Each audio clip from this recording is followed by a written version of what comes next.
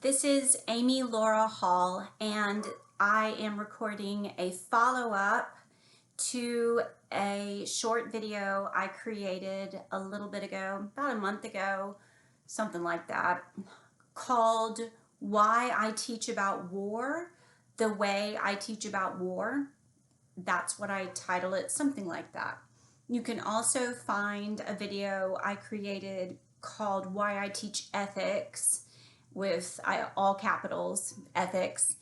And there I explain why I teach ethics generally, the way I teach ethics. But in a series of videos, I'm going to be talking about why I teach war the way that I teach war. So I am tenured at Duke University Divinity School. I've been on faculty at Duke University Divinity School since 1999, when I graduated with my PhD in religious studies from Yale University's graduate school.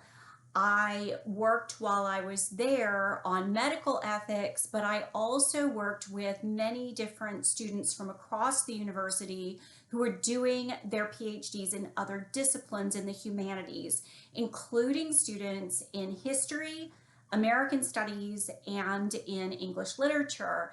And what I found in my work then, and also in my undergraduate work, is that conversations about war require a form of interdisciplinary engagement that involves all the different humanities and not only one particular discipline. So over the course of my 21 plus years now teaching at Duke University, tenured in the Divinity School, I have come to use different kinds of resources for helping students to think about war and Christianity in the United States, meaning war and Christianity related to U.S. war policy, U.S. foreign policy, U.S. domestic policy.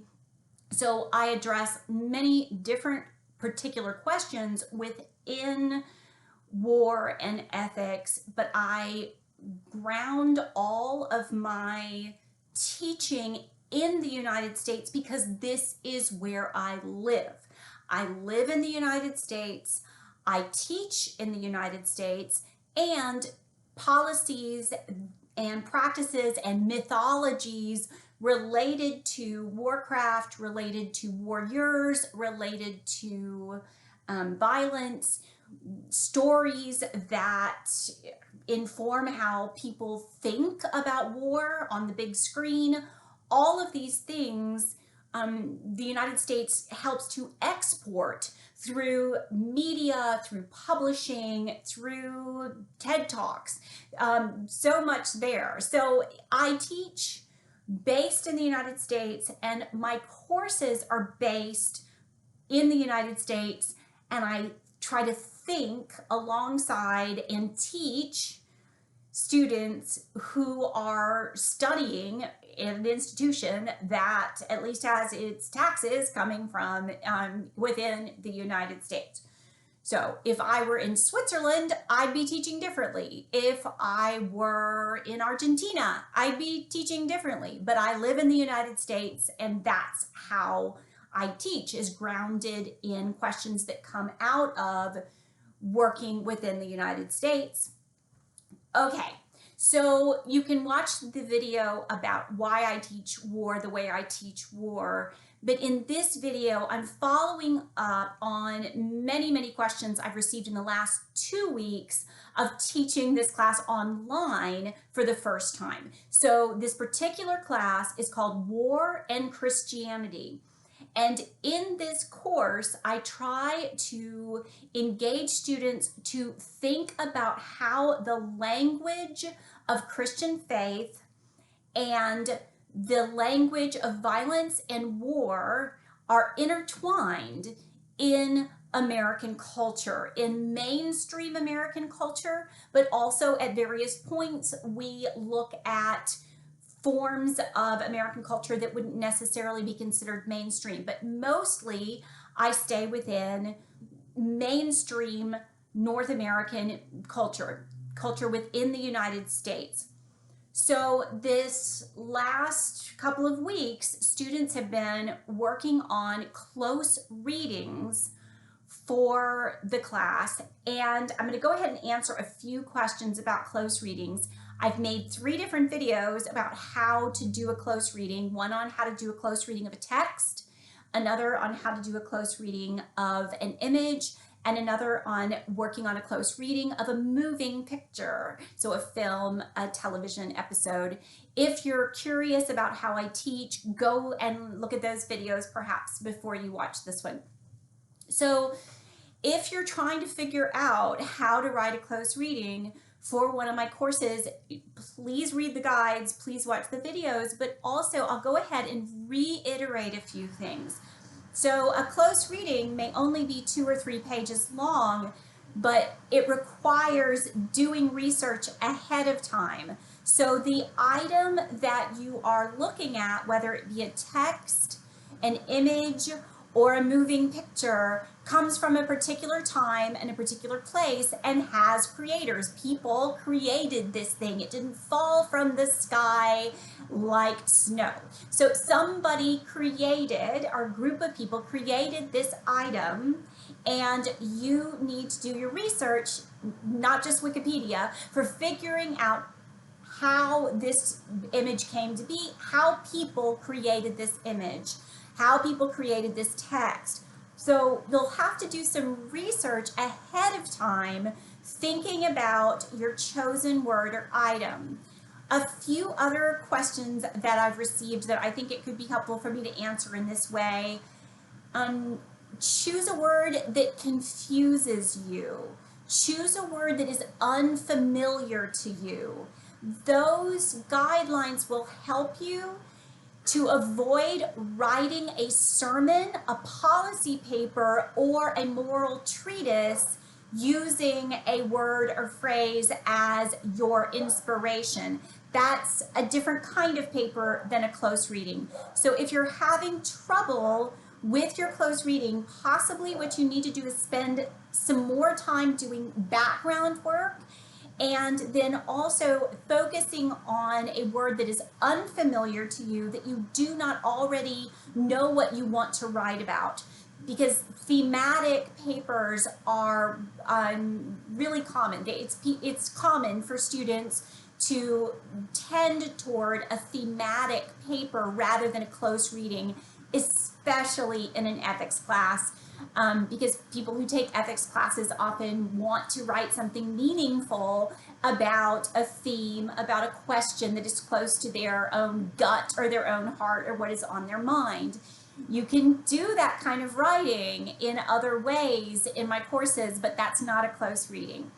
Okay, now I'm going to try to explain for the curious why it is that the very first week of this iteration of the class you read 3 different speeches. One by Eisenhower that's usually termed the farewell address, so Eisenhower's farewell address. You also, students who were in this class, also were to read or listen to John F. Kennedy's speech, his commencement address at American University. And then also I asked people to listen to, read, attend to the words of Martin Luther King Jr. in one of his speeches called Beyond Vietnam. And so there are several different reasons why we started with these 3 speeches in this class. One is I thought it could be useful for students to start with primary documents, to start with speeches that are in the public sphere as historical documents and to read those closely. I thought it would be a helpful exercise for thinking about close reading. Also, I thought it could be useful for students who don't know American history well to note how close in time span these 3 speeches run. So I've had people be surprised that Eisenhower's farewell address is so soon, right before Kennedy's American University address that he gives at commencement. So these different speeches come within a very tight time period, and there are themes that run through these three different speeches.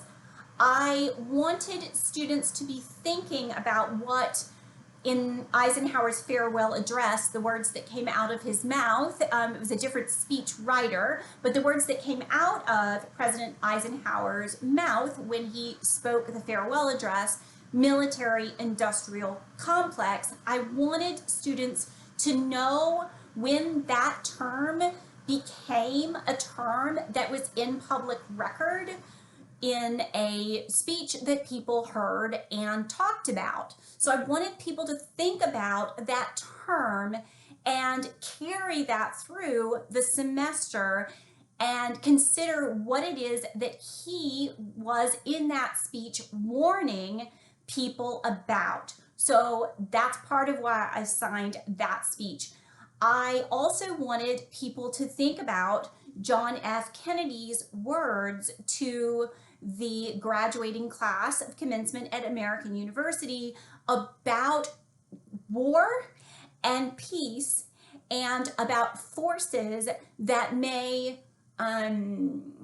be involved, different ways that people were at the time and continue to talk about peace as impractical.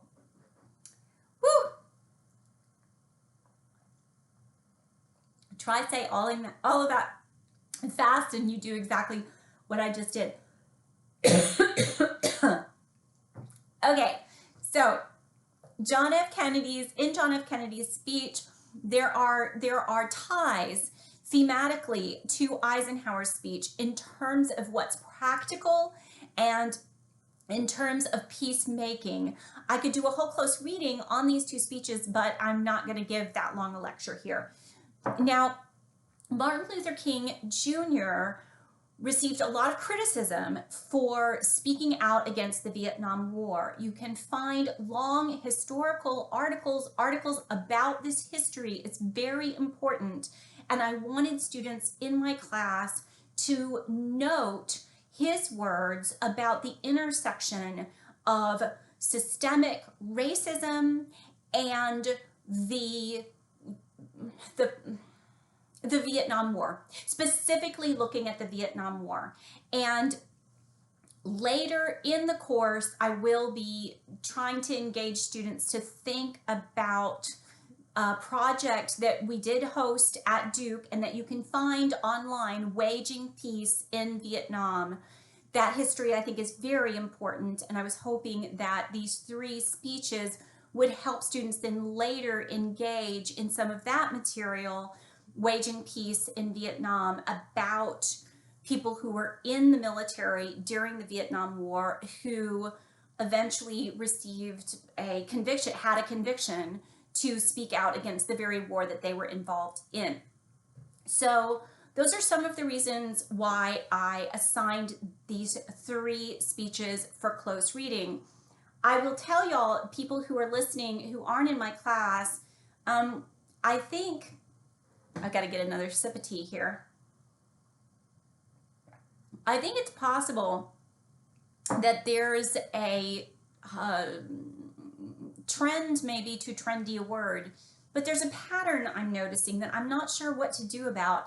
There's a pattern I'm noticing where, and this is across my teaching, where in papers it's students are tempted to write a paper to show that they have better words than the writer of the document that they're doing a close reading on. So I think, I'm not exactly sure where this is coming from, but maybe people who teach can help me think through this. Maybe people who learn, I'm still learning, can help me think through this, but I'm not exactly sure how to correct this tendency. But it seems to be a tendency that some students think that a way to write a good paper is to show that you have better words than the document that you are doing a close reading of. And that's not what I'm asking for in a close reading. I'm almost always assigning items that I think it will be helpful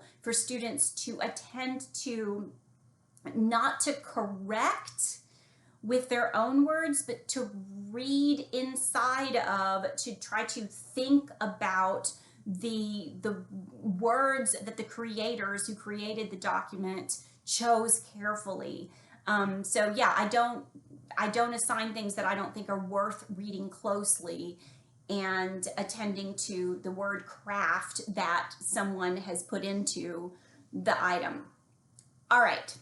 The second week of this class, I asked students to think about the mythology that has come to be underneath an umbrella term called the Christmas truce. And I chose to have that material for this class for one really obvious reason, because it has to do with war and Christian language. So the Christmas truce is ostensibly about the First World War. And I thought it could be helpful for people to think about how the Christmas truce became a whole phrase that is almost a symbol in its own right. So many of you may not know what I'm talking about. If you don't, you can look up the Christmas truce and find many references. People were inspired to write songs in the 1980s about the Christmas truce. There's a whole episode of Snoopy and Peanuts where Snoopy is involved in something related ostensibly to the Christmas truce. The Christmas truce is as much a thing in terms of Christmas mythology as the Christmas goose. It's a whole myth. There's a whole mythology along with the Christmas truce. And I thought it could be helpful for students in the United States to think through this myth making, the way that the Christmas truce has functioned in sermons, in songs, in memory in Western Europe. And one of the articles that I assigned was specific to conversations, items, advertisements, films related to the Christmas truce in English, British, I'll say British mythology even to this day. I thought it could be helpful in part because it could give students in the United States a step slightly back in terms of their own dominant culture for students who are in the United States, and also a step backwards in time to help students think about war and mythology and Christianity without becoming defensive. So I could have instead assigned country western hits after 9/11. I have done that. I have done that work in this particular class. When I've taught it in the past, I will do it again. But I thought that given that I'm teaching online, perhaps I wouldn't start with that. And one of the reasons is that being critical of a whole genre of music based in the United States, being critical of hits that people learned in a segment of the United States, people learned by heart when they were 3 years old, and talking about the most recent wars could be divisive this early in the semester, especially given that I'm trying to teach online and I'm trying to figure out how to keep students engaged with material that is very difficult to have a conversation about. So in a course like this, I usually would be able to see disgust, frustration, boredom on people's faces. I'm not able to do that in an asynchronous class where I'm using Sakai. So I'm trying to figure out how to keep people from putting up a firewall and not thinking through mythologizing war using Christianity in the United States. So this would be one way to think about how Christianity functions in conversations about war. I have a few more minutes, so I'm going to say a few things about why the Christmas truce is a compelling case for thinking about history, war, and Christianity.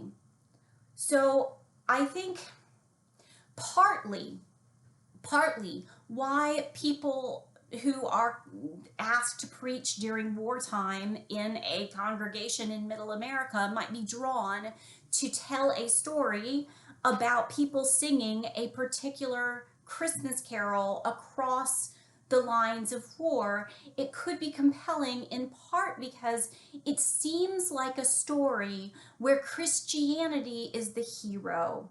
It seems like a story where Christmas itself has the magic that the Muppet Christmas Carol suggests it has, that Christmas can bring people together across all divides, including the divides of war.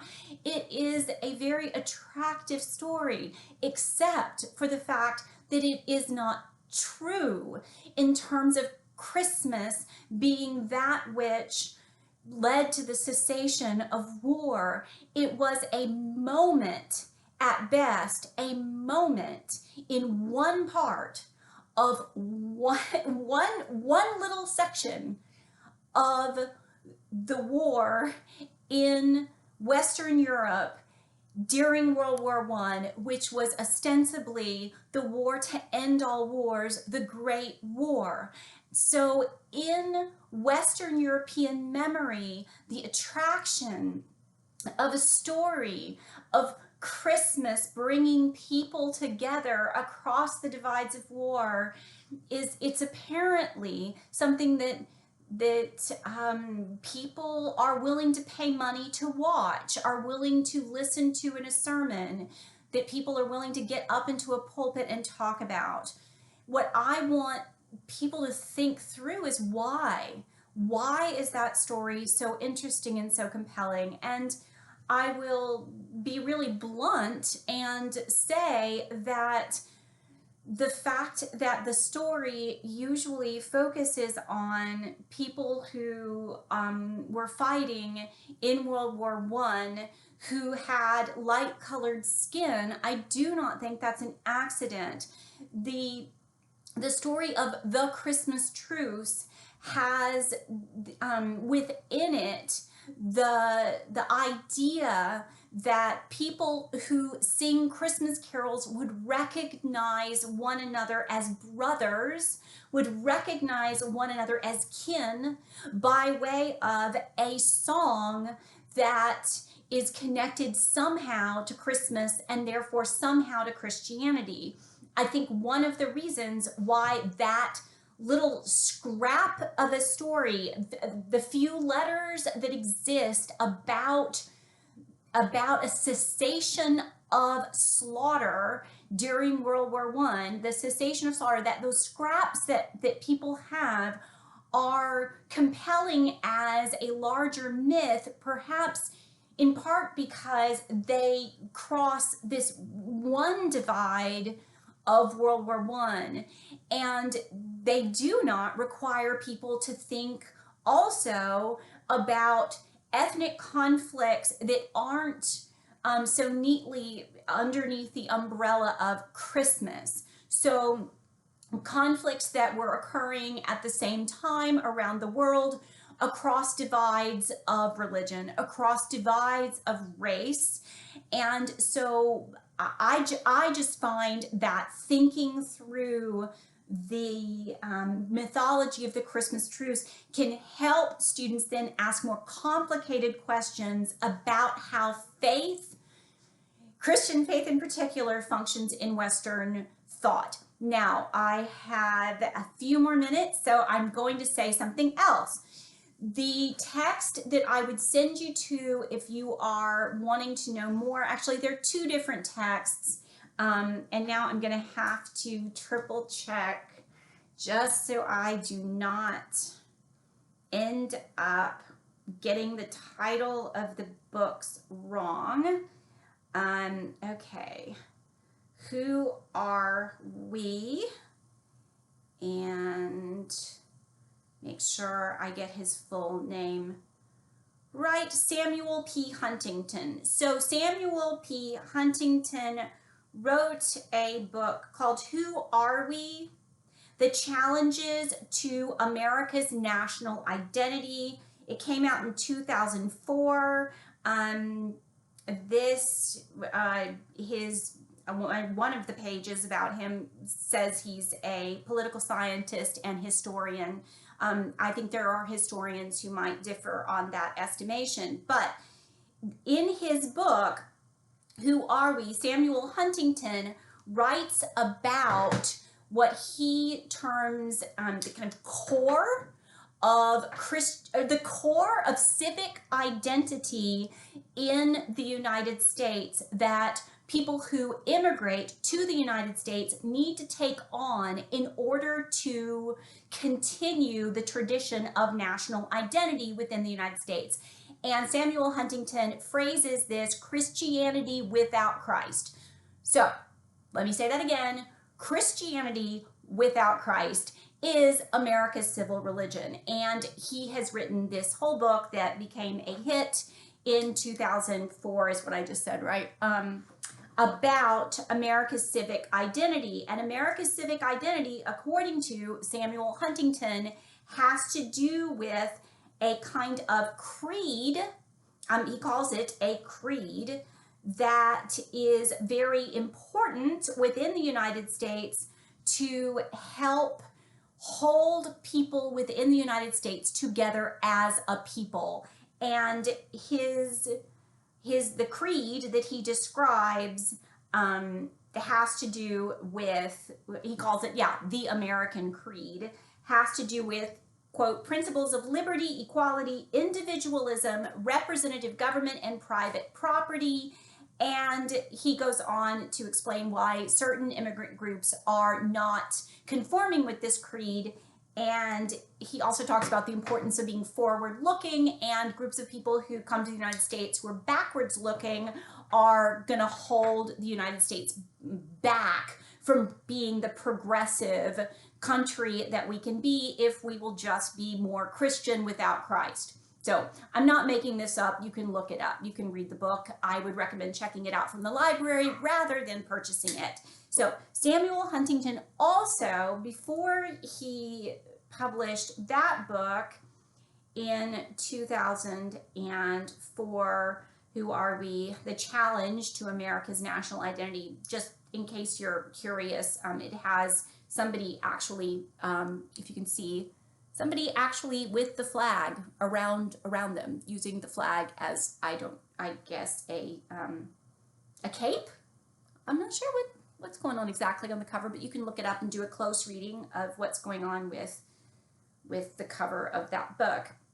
But before that book, I want to make sure I get the, Clash of Civilizations. So in his 1993 book, and it says on his Wikipedia page, he is best known for his 1993 theory, The Clash of Civilizations, and he is arguing that future wars will be fought specifically around questions that involve the faith of Islam. So the Clash of Civilizations, as he describes it in 1993, are specifically, the clash is between the American creed that later he writes about as Christianity without Christ, and the faith of Islam, as if Islam is one thing, as if Christianity is one thing. But that's how he writes. So I think it's really important for people who pay attention to language to think about how the myth of the Christmas truce is attractive to certain people. That was passive voice. I'm sorry. I beg students to write an active voice.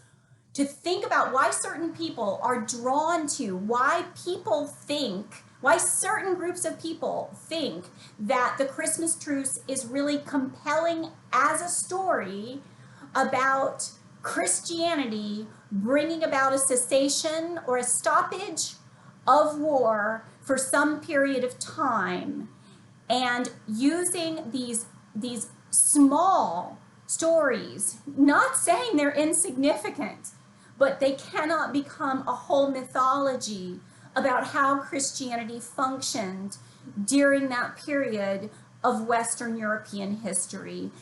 Asking those questions may help some students think critically about the language of Christianity, who is wielding that language in conversations about war from, like, let's start with 1993 in the publication of The Clash of Civilizations and move forward into Huntington's Who Are We? There you go. That's what I've got for now. And next week in my class, we are going to be talking about the Atoms for Peace campaign. And you can look up videos.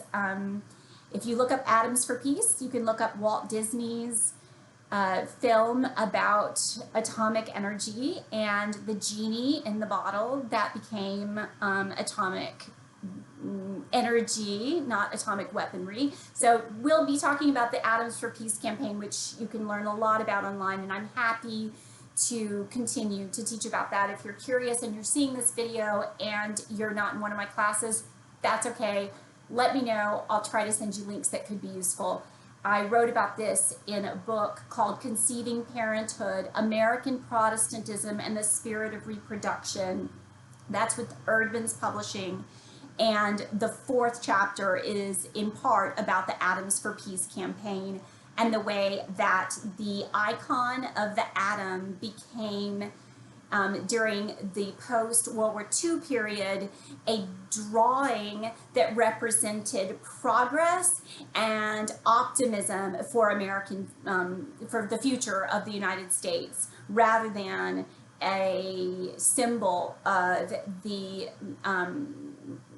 nuclear bombs that the United States decision makers decided to drop on Nagasaki and Hiroshima, Japan. To be continued. Thank you for listening.